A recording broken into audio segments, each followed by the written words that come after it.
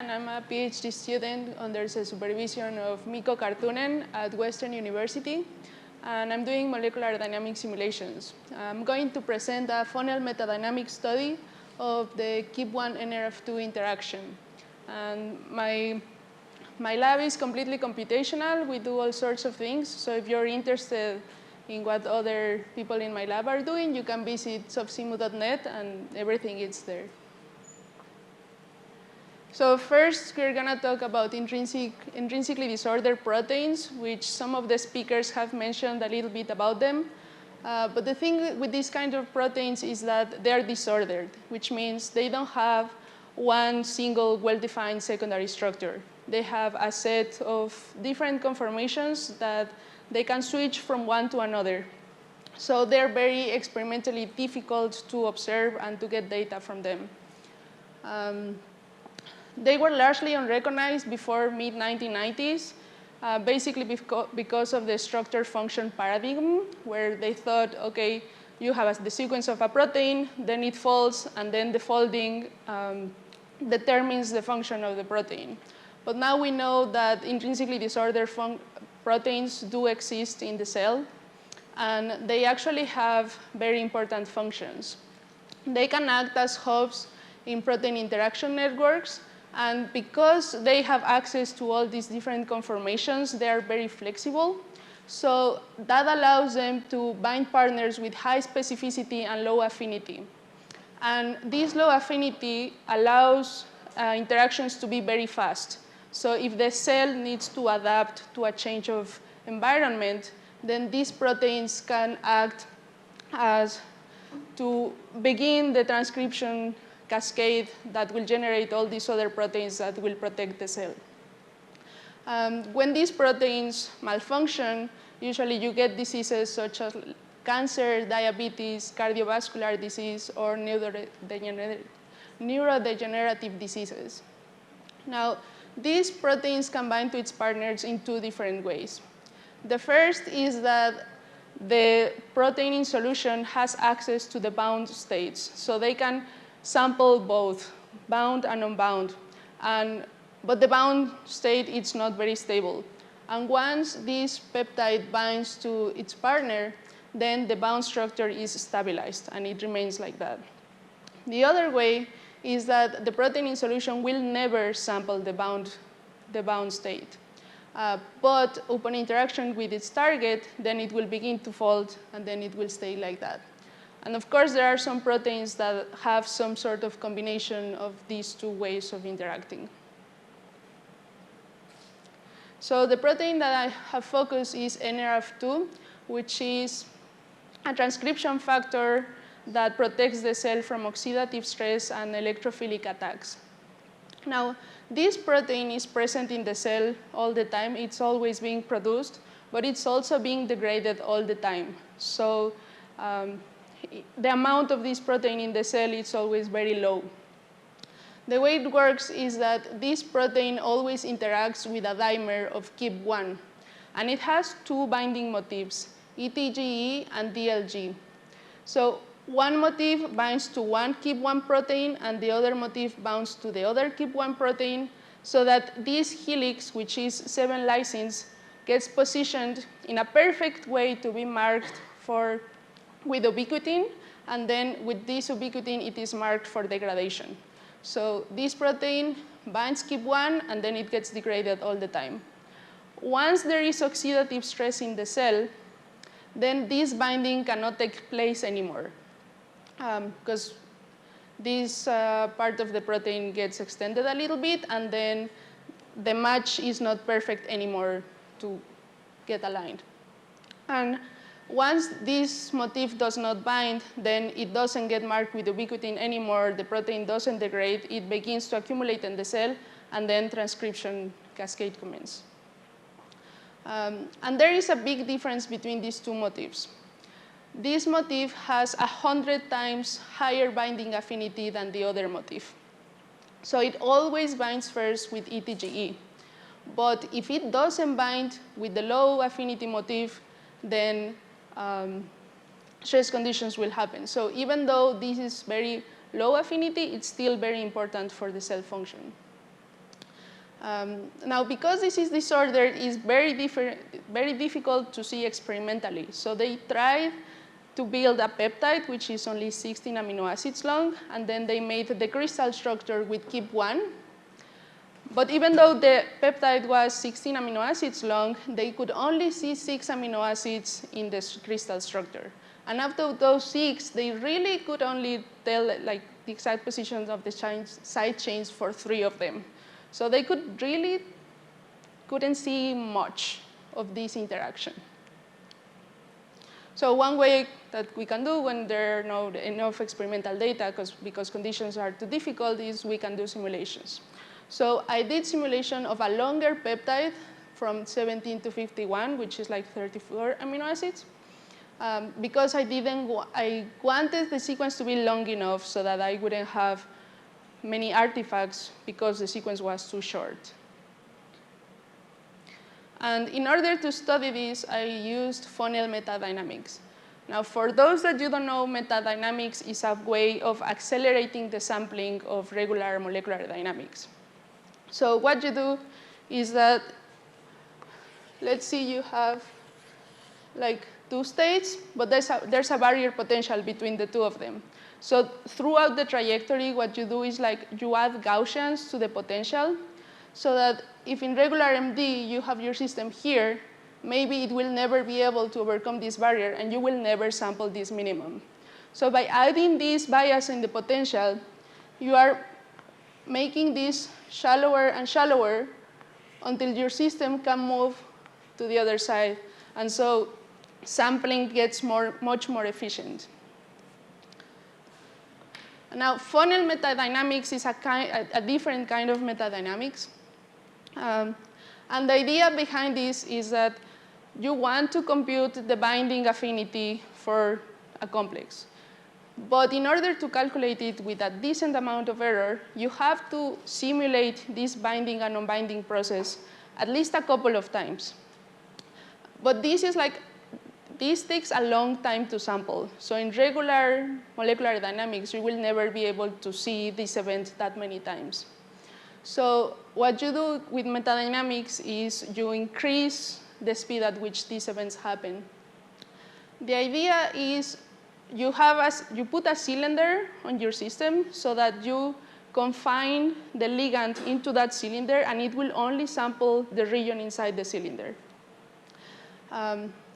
The problem is if the radius is too small, then it will limit the binding site exploration, and then it will affect your calculations if the binding site is not sampled properly. And if you use a radius too large, then the computation time will increase really fast, and most of your time will be spent sampling the ligand in solution instead of at the binding pocket. So what Limongelli and Michele Parinello had this idea to do was, let's do a combination of both. So we will have a cylinder when you are far from the binding site, so that it's narrow enough so that this ligand can sample solution states, but not too many, because it doesn't have that much space to sample. And then as it comes close to the binding site, it becomes this funnel, and the space that the ligand can sample becomes much larger. So we did this with our system, which is the DLG peptide with Keap1. And also one of the reasons this works is because you have an expression for the binding affinity that is independent of this restriction that you're putting. So this is the difference of free energy between the free state and with the restriction. And then this is a potential that you can get directly from the potential of mean force calculation. So these are some of our results. For these simulations, what we did was have 4 walkers at the time. So that's, you have 4 simulations, and they're running, but each one doesn't run independently. The 4 simulations are reading the same list of bias potential that you are adding. So that's just another way of increasing the speed of desampling. And we had a few problems with the sampling, mainly, even though our peptide was longer than the experiment at 34 amino acids, it's not that short. we still saw a lot of interactions between the ends of the peptide and the protein. However, we did manage to see a binding event between the peptide and the Keap1, and the red part is the DLG binding motif. And then, so we had to lower our expectations. We are not going to be able to calculate the binding coefficient for this system, basically because the binding affinity is so low that even though we're using all these techniques to enhance sampling, you just cannot see binding very often. And then we decided to take this structure from the metadynamic simulations and then just run regular molecular dynamic simulations, no bias, just to see if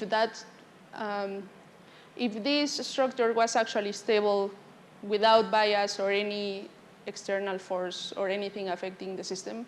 And actually, it turned out it's really stable. There are 2 hydrogen bonds between this aspartic residue and then these 2 arginines. And especially these 2 arginines are important because experimentally we know that those arginines are involved in the binding. So even though we weren't able to compute exactly what we wanted, we were able to provide some new information about how the binding takes place and how is the secondary structure close to the binding motif. This is just a picture of how exploration takes place throughout the simulation. So at the beginning, you see there's only one well, and then you add the bias, and then the system is able to explore the other different minimas that are actually available to the peptide. So we are still working on writing the paper. It's still in preparation, but our group has other papers on this matter. Like a previous student from our group first studied the ETG motif, which has the highest binding affinity, and she was able to see these binding and non-binding events many times. And then also on how to accelerate the sampling of these kind of difficult simulations. And of course, thank you for all the funding that we got for this project and for your attention. Thank you.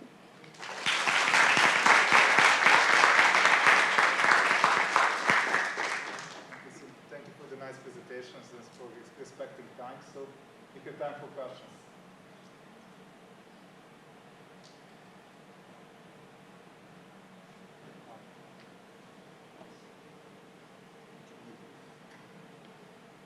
So nice presentation, Cecilia. Thank you. I have a quick question. What about if you try to do mutations in these arginines? Do you think you can still see some effect in your the time that the peptide is going to stay there close to the interface? You mean rotations of the arginines? I mean to do mutations. Mutations? Yeah. Ah, okay. Well, if those arginines get mutated, there will be no binding. Yeah, but did you test it in your simulation? Oh, my simulation, I didn't test any mutations. Because these simulations are, not only they're very hard to make the peptide sample all that space, because that peptide is super flexible. Like, I didn't mention it, but we had to add, besides the funnel, we had to add 2 collective variables, one on the alpha helicity and one on the dihedral correlation, or otherwise our system will never even be remotely close to converge. And this system, like each Walker sample 400 nanoseconds of simulation. Thank you.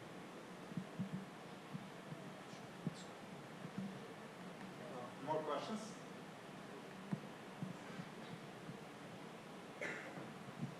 Hi, thank you for the presentation. How do you measure the alpha helicity?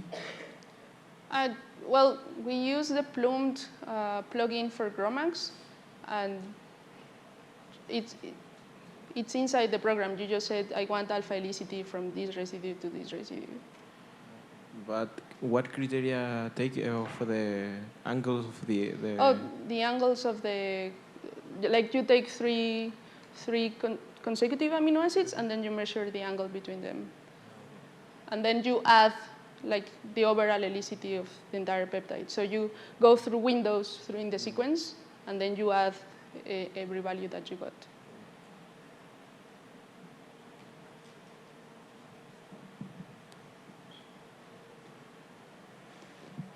Hi. Thanks for the nice talk. So why did you choose funnel metadynamics instead of well-tempered? Of what? Instead of the one you described, why did you not choose well-tempered and you chose funnel metadynamics? Well, we tried a lot of things that we didn't mention. So we first started with strained MD, then we did just metadynamics, like just straight metadynamics with alpha-helicity, dihedral correlation, end-to-end distance. We had 7 different collective variables that we explored. Then we decided that these 2 were the most important. And the thing is, the more collective variables you add, the longest time it takes to converge. It takes, yeah. So we had to. Okay, so basically you tried this, but this was better. Yeah. Oh, thanks. Okay, thank you. So then we will leave other questions for a discussion after the talks. Now, thank you very much, Cecilia.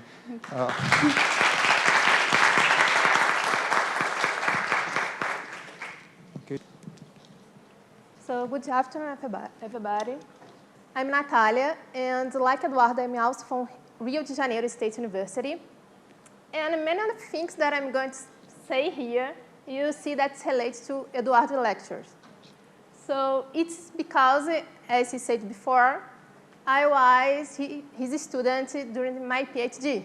So part of the research is about the Poisson-Boltzmann equation applied to biological systems to study the ion partition in erythrocyte. So it's only a review of where is the Poisson-Boltzmann equation. If you classify all the methods like the level of the tail, and you can see that you have some implicit methods where the solvent is not it's like treated as a dielectric constant, and after you have another method that has some more details, and Poisson-Boltzmann equation is here. So here it's only a schematic about what is the plasma membrane, what is so important. One of the functions is to regulate the ion transport of some solvents, like organic molecules, across the membrane. So there is a lot of transporters, and like some specialized proteins to do this movement. But I think that everybody here knows that. And here in the external parts of the membrane, you have the glycocalyx.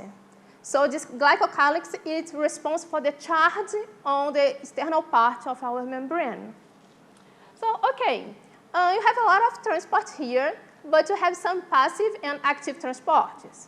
Like one of the famous active transports is like the sodium-potassium pump. So, okay, what it's doing is like for each phosphorylation of a residue of an amino acid, you have the transport of 2 potassium inside the cell and 3 sodium outside the cell. Okay, so if you look to the concentration of ions in the intracellular and extracellular environment, you can see that inside the cell, the sodium concentration is small compared to the extracellular environment. And if you look to the potassium, it's the opposite. Okay, I don't know if you remember, but Eduardo tells something about if you have 2 phases systems, one rich in phospholipids, some lipids, you can see a different distributions of ions. In that case, it's an ions between the 2 environments. So maybe the non-electrostatic interactions can contribute something for the sodium-potassium pump. So our goal for this work is to see how much the non-electrostatic interaction can contribute for this. Another important point of some concepts that are important is like the transmembrane potential. Do you remember earlier when Eduardo mentioned something about the Donnan potentials? It's between 2 different environments, and it has originated in cases of you have inequality distribution between ions, okay? And like I said before, you have here a different distribution between sodium, potassium. If you see chloride, it's different. So, okay, here you're going to have this Donnan potential. there it's only the representation of the profile of the electrostatic potentials inside the cell and outside here the cell. And this potential is some people call it the dipole potential. It's because of different orientation of the water near these phospholipids. Here, it's only remember the Donnan potential. Sorry for this, but Eduardo had some spoiler of my presentation before, and it's like this slide, sorry. But there is two situations that you can have the Donnan potential. One of them we use when you have some membrane that is permeable to some ions and not permeable for others. Here, this example is like the proteins. Can suppose that this protein has some charge, and it can cross the membrane. So we have the Donnan potential here. And another case is like some polyelectrolyte brushes, okay? And this can't be to these sides, okay? So between these two phases, you can have some Donnan potential too. Classically, this Donnan potential is calculated by the next equation, but it's only a gap of potential. It's like there is some point that there is a discontinuity. But in nature, it's not that. Okay, some point you have some potential, and after you have another potential. There is some continuous, like say in the previous pictures. But okay, I want to study the ionic partition between two environments, and which cell you would choose. I think that it's very simple to think about the erythrocytes or red blood cell, because it's simple. You don't have any organelles, you don't have nucleus, and okay, there is some concave discoidal shape, but remember the example of the cow? You can think that's like a sphere. Okay, it's not a sphere, but it's only assumptions. You can think about this. It's fine. And it has like 98% in mass of all proteins inside an erythrocyte is hemoglobin. And you know, hemoglobin is like a globular protein, and it's like spherical, okay, if you see these dimensions. And the distance between the surface of neighboring proteins is average about 20 angstroms. So inside the cell, we have a lot of proteins. Maybe this can have some thinking about this ionic partition in the cell. So here is some assumption that we use. It is like the temperature is like 37 degrees Celsius. The electrocyte is considered a sphere, like I said before. The thickness of the membrane plus the glycocalyx is like 10 nanometers. The surface charge density of the outer surface is like minus 0.02 coulomb square meters, and it's the same of the inside. Okay, let's think about the real world. It will be this. No, but it's an assumption. Let's see what it will give us. The intercellular dielectric constant will be like 65.22. There is some papers that support something like 57. Sorry, yes, 57. And the extracellular dielectric constant you consider like the water. You have a small quantity of proteins if you compare to the inside environment, so it's okay. You only consider sodium, potassium, and chloride ions. So all the ions that is present, you look to them and feel, okay, there will be chloride. You must consider phosphates and another ions. But let's see. Remember that Leandro told something about, you have a macroparticle and you see an ion, and this ion, you look to that macroparticle and see like a plane because of its difference of the diameter between them. So here it's the same. So you look to the plasma membrane and you see like a flat plane. And the average distance between the ions and the cytoplasmic proteins will be something around 5 angstroms.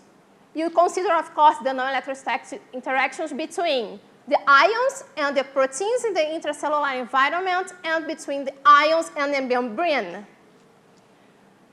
And we consider the equilibrium between intracellular and extracellular environment. So we want to simulate something like, we consider only the concentration of the extracellular environment. It's like the bulk concentration. We consider the non-electrostatic interactions, and let's see if you can see some difference in concentration between these two environments. it's our first test. But unfortunately, it could be possible. Here, if you see, the potassium is like here, and in the intercellular environment, it's like the same. You have some difference in sodium, but it's not that inverse observed in experimental results. So, okay, you know that in that case with all the lipids, you could see some different polarizability, but for this case, no, you have other contributions. But you need to investigate which is this other contribution. It's only because the sodium-potassium stabilizer, oh, maybe there is another thing. If you look to the chloride, you could reproduce chloride concentrations in the intracellular environment. However, in the membrane, you have many channels that is like the chlorides can distribute just freely into the intracellular and extracellular environment. So we expect to reproduce at least the chloride ions. For the first test, let's consider some beta potential. So you have, the intracellular concentration, experimental intracellular concentration. Let's work with this like a book. And let's work with the extracellular concentration like another book and simulate and see which would be this beta potential to give our difference in concentration between these two environments. So let's check. So it's like an iterative procedure. And for this case, of course, you could reproduce the intracellular and extracellular environment, intracellular and extracellular concentration. But let's analyze this beta potential. It's like here. If you compare this beta potential, consider the non-electrostatic interaction and not consider the electrostatic interaction, you can see that it's very similar. So, okay, it's not because of this. But there is one point. Remember that I say that the extracellular dielectric constant, it's one value, and inside the cell, it's another value. So there is some work to take an ion from the extracellular environment and to bring them to the inside environment. And classical Poisson-Boltzmann equations don't consider this. So you need to take some delta G to correct this effect.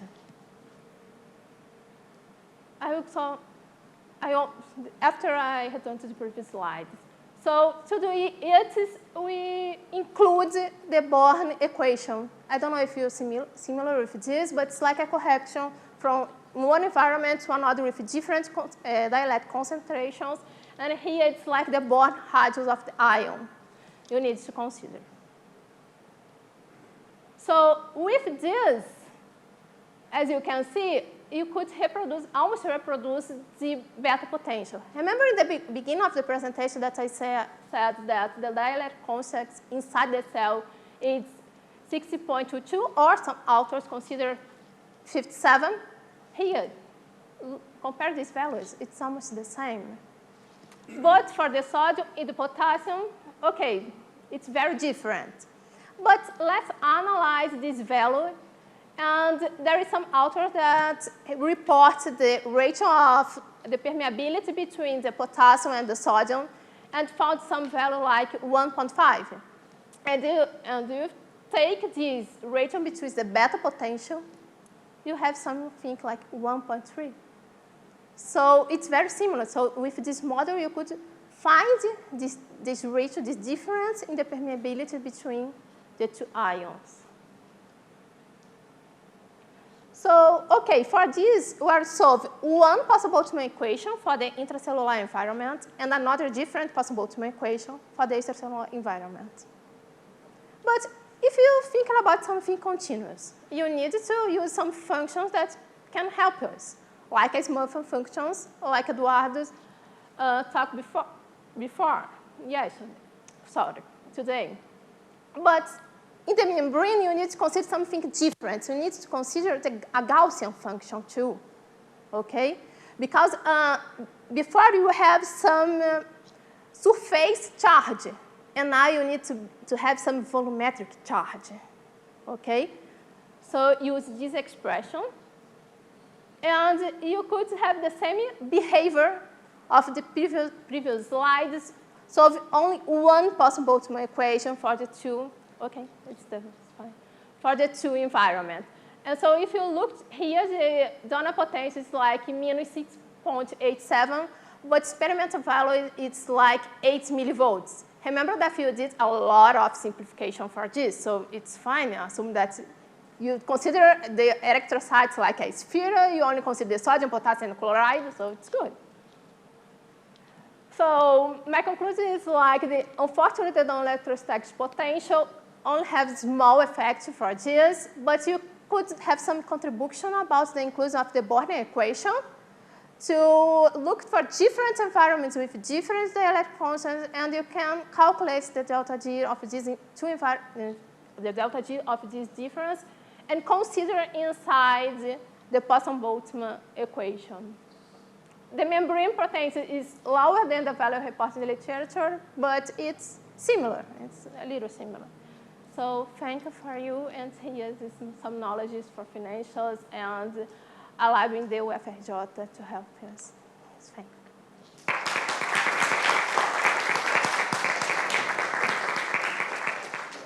Questions?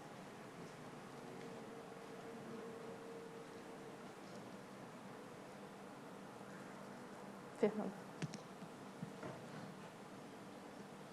Thanks, Nathalia. I have a curiosity. I mean, you have been using the Born solvation energy, and the chloride has a different size than the other ions. How did you treat this? How about the radius that you use to plug in your Born solvation energy? You use standard radius, and there is another work that you can see that this radius is not vary with the solvent. It's very small difference. So yeah, but like chloride usually is bigger, and you consider this. Use the chloride radius, Born radius, and the sodium Born radius. But did you include like solvation shells together, to make it bigger to adjust the model? Yes, I think so. Did you? Yes, okay. It's fine. Thank you.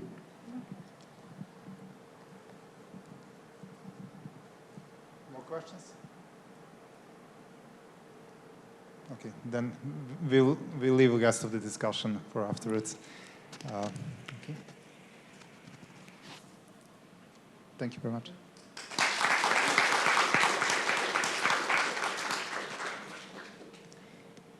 And Ramesh is the last one.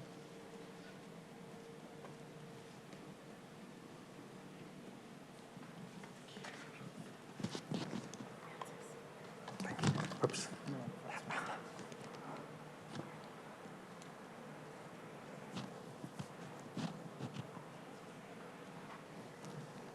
Oh, thank you. All right, so I'm from Jacksonville University for now, but if you are going to be looking for me for any reason, starting this summer, I'll be actually at Colgate University. So, but anyway, so that's after the footnote. Let's get started. I was thinking about how to do this presentation, and I thought maybe the best way to go about this will be going through my personal journey about how I discovered this field, and I think that will help you see what are the things that are happening on things related to these topics. So in about 1990s, I guess, Professor Derek Lobley in microbiology department in UMass Amherst, that's where I got my PhD from, he discovered this bacteria called Geobacter sulfuridiosyns, which are anaerobic bacteria. And what he realized is that these bacteria actually consume organic material and actually essentially spit out electrons. So you can literally grow this bacteria on electrodes and get current out of the, as you feed the bacteria with the organic waste. And so that after that discovery, they were thinking, okay, how this bacteria actually spits out those electrons. So when you look at this bacteria, you have a lot of this pili coming out of the bacteria, like here, and that was the prime suspect of what is probably getting the electrons out of the bacterial body and spitting it onto the environment. In 2005, so Derek Lobley's group joined hands with the Mark Twoman in physics department, and they isolated a single pili and did some conductive AFM study on the single pili. And so you have the gold on the bottom and the pili on the top, and then the AFM tip on the on top of the pili. So you have the transverse conductivity measurement across the diameter of the pili. And this is what they were able to see. When you apply the voltage, you get the current, so showing that you can actually get conduction across the diameter of the pili.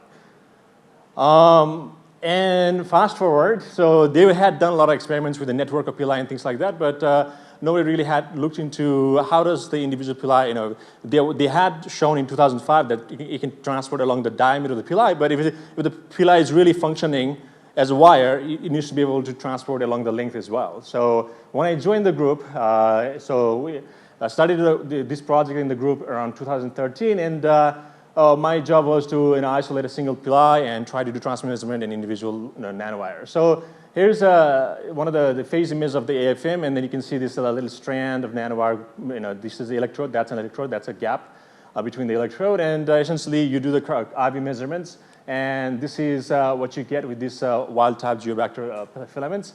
And we can also actually genetically modify these bacteria to express certain things in the pili. And the modified one, the Aero5, we call it, essentially had conductivity similar to the background. So what our hypothesis was, well, if you look at this pili, these are proteinaceous nanowires, and they're made out of Pili monomer. And if you look at a Pili monomer, like each monomer has about 7 aromatic residues in it. The Aero5 that had signals similar to the background, it was mutated so that the 5 aromatic amino acids actually were taken off and replaced with something else which is not aromatic at all. So there were some people who were able to do molecular dynamic simulation on these systems, and what they were able to realize is that if you have this Pili monomer and actually construct a pili out of it, you have this aromatic ring essentially stacking almost next to each other and making this helical shape going along the length of the pili, probably creating the conducting channel. But if you look at these monomer, pili, Aero5 monomer, where the 5 of the aromatic residues are taken away, you'll get this kind of situation here, but where the aromatic residues are just too far for the conduction to be happening. And over from 2015 to 2018, we did measurements, we did mutations on a lot of different bacteria and did measurements on all of them. And so these are some of the values that we were able to achieve. And we can also do like field effect studies and charge density and all those kind of studies. But I think what will be interesting for you guys here is to see how the aromatic amino acids can be related to the conductivity. So what we realize is that if you mutate the bacteria so that it can express more aromatic amino acid, if you look at the length of the Pili monomer, if the density of the aromatic residue is more, well, initially if it's less, it's essentially non-conductive. But after some time, if you keep on adding more and more and more, after some time there's some kind of threshold after which it's essentially exponentially conducting system. Probably because initially you have these residues are just too far for conduction. Once you're close enough, now even the small closed packing is going to make a big difference in the conduction. So while we were working on this bacterial system like that, there were people getting inspired by this system and say, well, if these peptides can fold like that and make a proteinous nanowires, maybe we can also design our own synthetic peptides, and maybe we can do that same thing with it. So in 2015, one group published, designed this peptide, which self-assembled into these fibers. And they were able to show that you can actually self-assemble these fibers and convert them into conducting nanowires. In 2019, these people were, they synthesized 2 different kinds of proteins, one with 6 more aromatic rings in them. And what they were able to see, when they assembled them into nanowire, what they were able to see was the one with the peptide, which assembled into the fiber, which is more richer in the aromatic residues, actually had better conduction.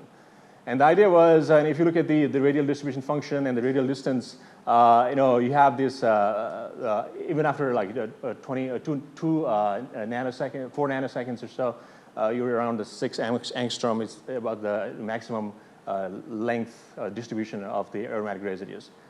So as they were doing that, so by this time I had finished my PhD at UMass, and then I started looking into, so if these aromatic amino acids actually are affecting, and you can make materials, conducting materials with these aromatic amino acids, I was interested to see, can you make 100% aromatic amino acids and then see what happens? So it turns out there were people already been working for a long time on this kind of system called diphenylalanine systems, where the peptide is just 2 amino acids, and both of them are aromatic, so 100% aromatic residues.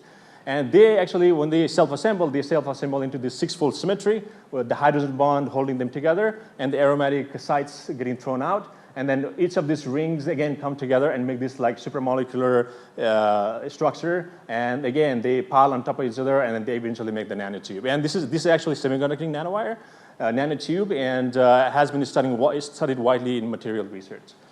And then got me thinking, well, a lot of people are already working on it, but there's still a lot of fundamental studies into how the transport mechanism works and all that kind of thing that needs to be figured out that we'll be doing.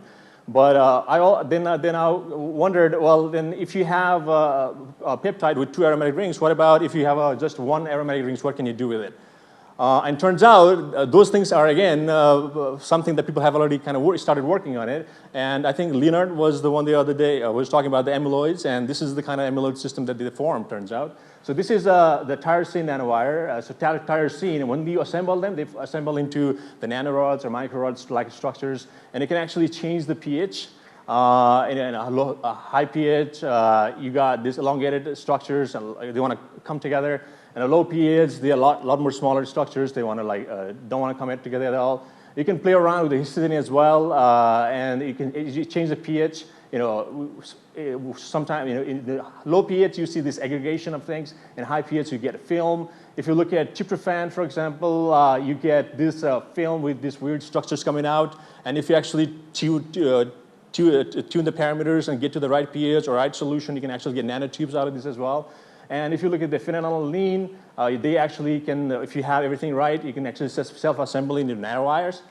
Here, for example, this nanowire here, this yellow spot is about 80 or so nanometer in height. This is about 60 or so. So we're looking about, this is, when I saw this big one, I wanted to check, and it's about 170 or so. So we're looking at 140 or so. So we're looking at about 70 nanometer or so diameter. So if you look at this length, it's about 10 by 10 micrometer picture. So the nanowire is actually about 20 micrometer in long. So there's about 70 nanometer in diameter and about 20 micrometer long. So pretty high aspect ratio. And how do they make this kind of structures? Well, so even though these are things that we did in our lab, these reports have been getting published in the last 2-3 years, but we need to work on finding details of how this really things really come together. So there's been this paper that's been published in 2018. We tried to kind of figure out how this phenylalanine can come together to make a nanowire. The guess is that, for diphenylalanine peptides, there was 6-fold symmetry, but for phenylalanine, when it wants to come together, you have this 4-fold symmetry. Again, the similar issues happening. So inside you have the interesting part here is that the hydrophilic side actually have this hydrogen bond, and they go towards the center, and then you have a hydrophobic part coming outside, and which is kind of the bizarre thing that apparently happens when you look into the molecular dynamic simulation. And again, so you have this is the top view, this is the side view. Again, you have a ring, a bunch of rings coming together, making macro ring, and then making it into a tube or wire. So that's the guess out there, but and that essentially what brings me here as well, to understand what people are thinking about when people talk about charges and proteins and peptides and the environment. So yeah, our goal is to try to go deeper to understand what is really happening in these kind of systems. So that's all I have.